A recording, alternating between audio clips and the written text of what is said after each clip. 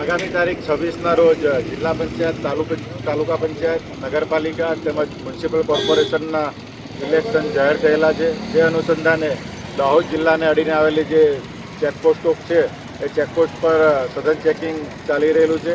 દરેક ચેકપોસ્ટ પર PSI કક્ષાના અધિકારીઓ મારફતે સઘન ચેકિંગ ચાલી રહેલું છે. તેમજ MP અને રાજસ્થાન બોર્ડરના જે અધિકારીઓ અને કર્મચારીઓ સાથે અમારી મિટિંગ પણ આ ચૂંટણી અનુસંધાને થઈ રહેલી છે.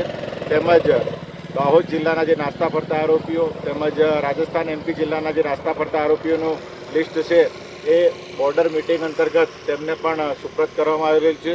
તેમજ આપ જોઈ રહ્યા છો તેમ પોલીસ અધિકારી અને કર્મચારીએ જે MP અને રાજસ્થાન રાજ્યમાંથી પ્રવેશ કરીને કોઈ નશાકારક પીણું કે કોઈ નાર્કોટિક્સને લગતો પદાર્થ લઈ અને ગુજરાતની હદમાં પ્રવેશ કરે નહીં તે બાબતે સઘન ચેકિંગ ચાલી રહ્યું છે.